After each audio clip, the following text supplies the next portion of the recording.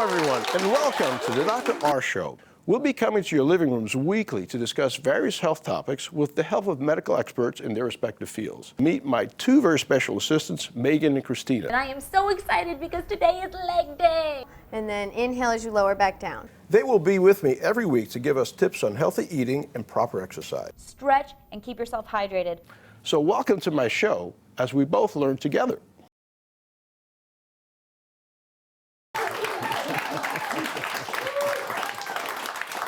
Hi, everyone, and welcome to the Dr. R Show. I'm delighted to be able to spend this time with you. On today's show, we'll be talking about your sinuses and why they can be such a pain.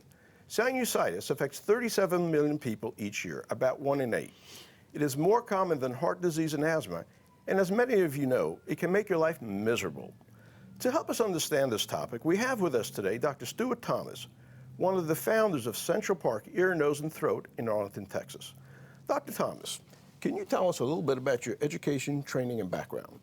Well, went to University of Texas at Austin, undergraduate. I actually grew up in Arlington, and then went to medical school at Southwestern Medical School in Dallas, and did my residency in ear, nose, and throat in Little Rock, Arkansas, University of Arkansas Medical Sciences campus. And how long have you been in practice? This August will be 21 years. Now, when you started your practice, you initially joined your father, who's also an ENT That's doctor. right. That's That right. must have been something special. It was a very unique experience.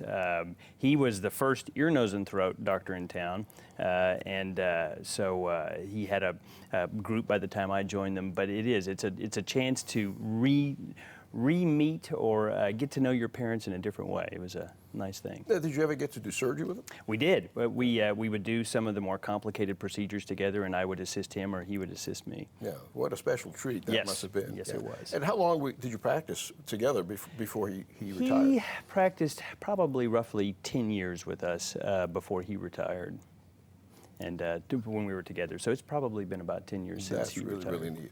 Yeah. Now, getting back to sinuses, what are sinuses? Well, sinuses are nothing more than air-filled cavities in the bones of the face and the front of the skull, and they develop starting when we're in the womb, and that development continues gradually till you're probably in your mid-20s, and they arise out of the nose, and so they're all connected to the nose by definition. There are 4 pairs, obviously you have one on the right, one on the left of each one, and they're named based on their locations. And the ones that people are most aware of are their maxillary sinuses, which are in the cheeks. And they're aware of them because they're the ones that probably cause more pain than most. They are the largest, and they sit in such a way that the upper teeth protrude into those sinuses, and that's important because that's what causes the upper tooth pain that's fairly classic with sinusitis, and it's also how, in certain circumstances, a bad dental infection can cause sinusitis. So there are the ethmoids, which sit between the eyes, and they're actually multiple small chambers. I've heard some people compare them to a honeycomb, which is a good analogy. There are sinuses in the forehead that you know well about, the frontals, and in the sphenoids at the center of the head, also popular with the neurosurgeons. All of these sinuses are lined with a special epithelium called a mucous membrane. And they're called that because they're making lots of mucus, and there is a thin layer of mucus constantly moving across those membranes. I would compare that to the Everglades, a thin layer of water, and this is very important. The mucus is made by one of the 2 common types of cells in that, the mucus glands. You know, people hear the word mucus and they tend to be kind of revolted, but it's actually amazing stuff. You know, were it not for mucus, we would be a mess. Only the ENT doctor. Well, this is true. Cool. We have a special love for mucus. But it is, you can imagine it as a type of constantly replenished, flowing flypaper. It catches particulate matter and bacteria and viruses, and it prevents us from inhaling them. Instead, we swallow it. A fun fact, we all make probably about 1 to 1.5 quarts of mucus a day and swallow it and are never aware of it. But it's a problem if you don't make enough of it. So then the other kind of cell in the mucous membranes are cilia. And cilia are microscopic hairs, and unlike the hairs on our head, these move. So you can imagine it's like a microscopic cat's tail, and there are millions of them in each sinus.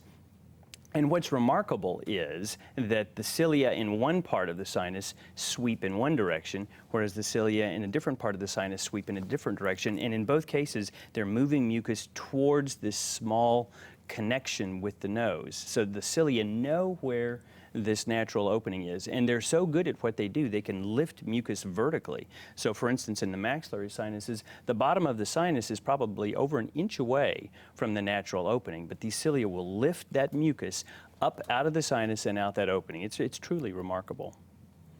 So now, why do we have sinuses? What's their function? What's their purpose? Well, in the end, we don't know.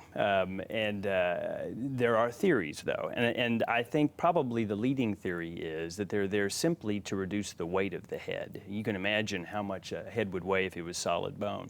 But there are others that believe that the sinuses act like the plastic bumper on the front of your car, like a crumple zone to protect the more important stuff that you take care of, the brain and the spinal cord and whatnot. There are those that believe that they're there to improve the resonance of our voice.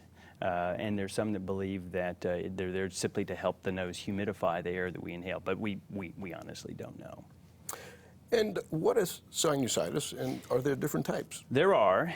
It's a very broad general term, and what it means is inflammation of the lining of the sinuses and nose. And inflammation is simply the body's response to damage, and it's an attempt by the body to prevent further damage. And it involves the immune system and the blood vessels and also the local cells creating numerous different compounds to try to defend themselves from this. In the sinuses, inflammation is simply swelling, basically, and that's important later on because that swelling can become rather dramatic.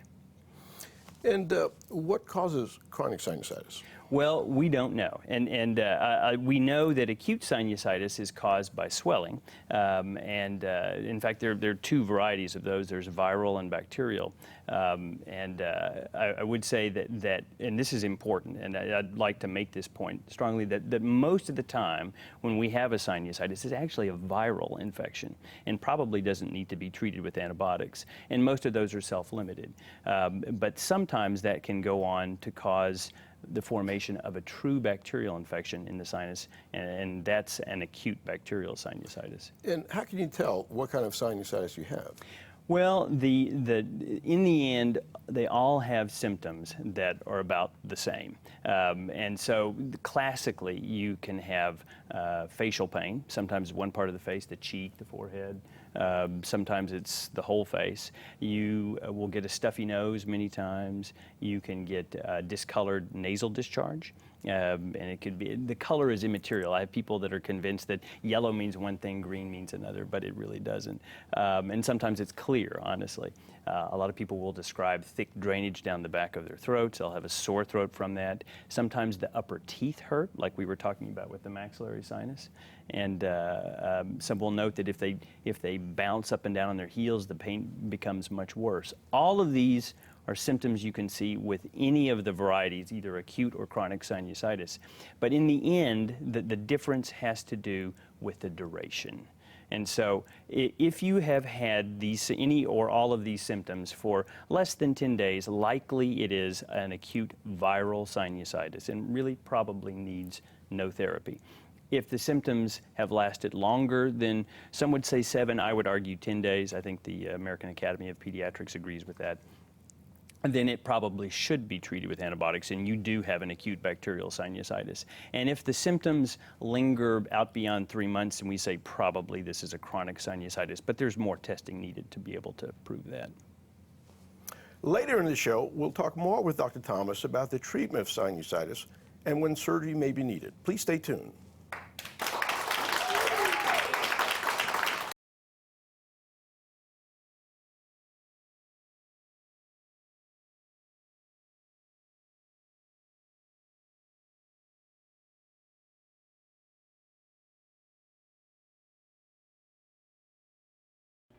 Welcome back. I'm Christina and this is Megan, and today we are here to talk to you all about snacks. Now, everybody loves to snack, but there are 3 basic myths that we want to bust for you today. So the very first myth that we want you to get out of your brain is that snacking is unhealthy. The way to avoid unhealthy snacks is to make sure that you're doing prep over convenience. Now, I know it's a lot easier when you're driving in the car and suddenly you're hungry to run into the gas station and grab a bag of chips, but just imagine how much more that food can take you throughout the day than just running in and grabbing something unhealthy. So we've got a couple of options here I'd like to show you an example of. This is something that you may buy in a gas station, you know, these little processed cracker chips. This is 150 calories right here, this little tiny bunch of food. What this is, it's salty, it's gonna be over-processed, it's gonna make you feel satisfied for about this long, and then you're gonna be hungry again, you're gonna overeat. Or you could pack something like this, and including the ranch dressing that's here, all of this food here is 150 calories, so just imagine how much further that can take you throughout the day. Myth number 2, snacking is a bad habit. Snacking is not a bad habit. The whole point of snacking is to not be extremely hungry. So if you're keeping sort of a consistent amount of food in your body throughout the day, you'll be fine. Chances are when you're extremely hungry, you're gonna grab the first thing in sight, and usually the first thing in sight is not going to be very healthy. And you also tend to overeat because you're trying to satisfy that aching feeling in your belly. So the whole point about snacking is to A, not become extremely hungry, and to B, to keep you from being overly full, because as we all know, you're extremely hungry, you overeat, and then you're just like full and lethargic and you feel crappy throughout the rest of the day. And finally, the third myth about snacking is that it ruins your diet. It doesn't ruin your diet. So just as we had mentioned before, something processed over something nice and fresh. This is 1 cup of apples. Look how much that is. That looks like about an apple and a half, depending on what type of apple that you get. This is only 80 calories. Look how much more food that is than these tiny processed chips that you get at the gas station. So just when you're snacking, it's more about prep over convenience. Just make sure that you're making smart choices, and you'll find foods that are going to sustain you throughout the whole day. So 6 meals a day can actually help to regulate your blood sugar without letting it drop too low or rising too high. Just make sure that you're combining a healthy carb, a fat, and a protein into your snack. So you can try some low-fat cheese with some fruit. You can even do some cottage cheese with some fruit. I like to add peaches into that. And you can make some homemade trail mix using dried fruits and nuts. So really just don't be afraid to try snacking. Go ahead and just choose a healthy option that's going to take you a little bit further throughout the day. We'll see you right back here next week.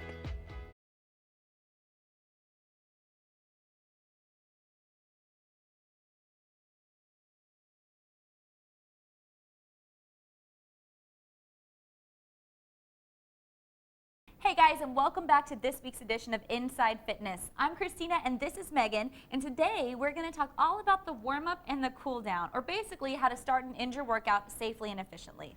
Now the warm-up should consist of 5 to 10 minutes of an aerobic type activity like walking on the treadmill to help increase the heart rate and also increase the blood flow throughout the body and get that body ready for exercise. And you can also do some dynamic or movement type stretches such as high knees that Christina's going to do real quick.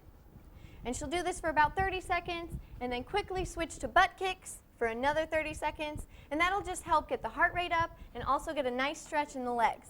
Remember to always engage your core and keep your upper body forward when you're doing this, and you'll really kind of keep that form nice and good. After your workout, I know that you're tired, but you really want to make sure to devote at least 5 to 10 minutes to the cool down and the stretch.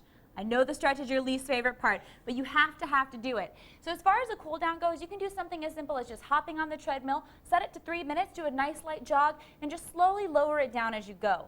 But stretching is one of the most important things, and it's Megan's least favorite thing to do, so that's why I'm going to have her demonstrate it for us today.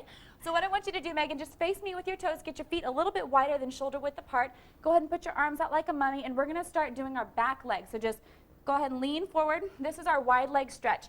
Notice how she's got a nice flat plane on her back. She's really putting her weight back into her hips and her heels, and we're getting a great stretch in the back of the legs. You want to hold this for about 10 seconds and then go to the right side. Always lead with your chest, never with your head. You don't want to strain your neck.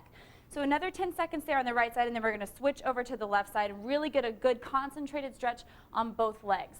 When you're done with that, just go ahead and slowly roll up your back. Just kind of flex it, get your head up, and then just kind of give your neck a nice little turn around. That's just going to kind of feel real good, get you ready for the next stretch. So we're going to do the quad. We've just stretched the whole back of the leg. Now we're going to do the front.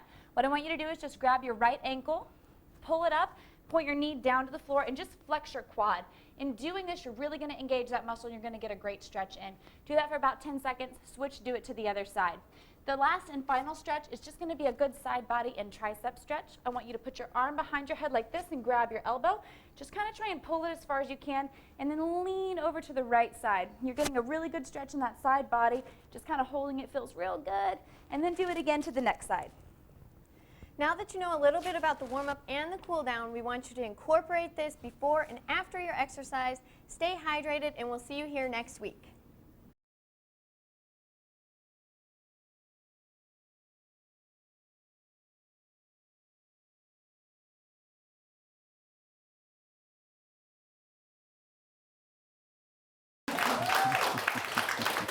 Welcome back to the Dr. R Show. Dr. Stuart Thomas is back with us talking about sinusitis. Welcome back. Thank you. Thank you. When should you treat acute sinusitis and how? Well, and so it depends on the duration. And so for sinusitis that has been present, or for the symptoms that we mentioned before, that has been present for less than 10 days, really nothing needs to be done. Or what you do is supportive. And so classically this would include analgesia, some sort of pain medication like Motrin or Advil. Decongestants are helpful, and you can take them orally, Sudafed, if there's no reason for you not to. There are some people that shouldn't be taking Sudafed. What if you have high temperature, high fever during that first 8 days? You know, that's a very, very good question. I still would tend to believe that it's most likely viral. Now, and that is an interesting segue. There are people that probably should be treated sooner, and if you have a high fever and your immune system is not functioning correctly, then I think that would be a good reason to probably start antibiotics. What if you're diabetic? Same thing. Anyone whose immune system is, well, if you're a diabetic, and especially if you're brittle or not well controlled, I think you could make a strong argument for starting on antibiotics sooner than later. What about if the pain is extreme? Well, and it can be, even with these viral sinusitis episodes, but we don't think there's any benefit to using an antibiotic in that situation. So we'd still stick with all the conservative measures instead. And if you have a normal, functioning, healthy immune system, and most of us do, thankfully, then it should clear on its own. And more to the point, there's really no benefit of using antibiotics in that situation. In fact, I would argue, and I think that the American Academy of Otolaryngology and Pediatrics and the Family Practice Group all believe that we are prescribing too many antibiotics for this, for episodes of viral sinusitis that would most likely clear on their own. So for the first 10 days, you would just do supportive care? Yes. No antibiotics? That's right, barring any of those complicating factors that we just mentioned. But then if the symptoms persist beyond 10 days, at that point we think that it makes sense to go ahead and see your doctor. And then what they will probably do is put you on a broad spectrum antibiotic. Augmentin is the favored one. It's a mixture of amoxicillin and a clavulanic acid, a second drug. For those that are penicillin allergic, there are other alternatives, but the duration of therapy is important. And most would argue it should be at least 10 days. Some would say 14. Some doctors would put you on a nasal steroid spray, intranasal steroids. There's some argument about that. And then in significant cases, we'll sometimes add oral steroids as well. Now, if you don't treat it, is there anything that could go wrong? Well, there is, and thankfully it's rare, and again, the neurosurgeons know this as well as we do. By definition, bacterial sinusitis is just that. It's a bacterial infection within the bony bounds or confines of the sinus, but it can spread outside the sinuses. And typically, that's what we see when we're talking about a complication. The structure most commonly involved is the eye socket, the orbit, and there's a spectrum of disease from mild inflammation of the skin of the eyelids all the way to a full-blown bacterial abscess in the eye socket, which can cause temporary or permanent blindness. So now that's acute sinusitis. That's true. How do you treat chronic sinusitis? Is treatment different? It is, and so given our current conception now, chronic sinusitis is a completely different animal from acute sinusitis. Acute sinusitis, again, is swelling causing obstruction and then secondary bacterial infection. Chronic sinusitis is the immune system kind of run amok. The inflammatory process, which is a good thing in normal circumstances, remains unchecked in chronic sinusitis for reasons that we do not understand. And so you get this swelling that we mentioned before as a result of this inflammation. And so the only thing that seems to work consistently for that, and there are exceptions, but are steroids. And so most of these patients, if treated with aggressive oral steroid therapy, can be controlled, but that's not a good long-term option. There are all sorts of significant potential side effects from that. So what we have found is that we can get nearly the same effect by simply irrigating the sinuses with steroid-containing fluid. And this is an oversimplification, and there are different varieties of chronic sinusitis, but in general, topical steroids, and when I say topical, that means applied intranasally, usually we'll dissolve them in saline and flush the sinuses, is the standard of care right now. Well, thank you, Dr. Thomas, for educating us on this phenomenal topic. My pleasure. Thank you for having me. And thank you for watching this edition of the Dr. R Show. Until next time, healthy living and goodbye.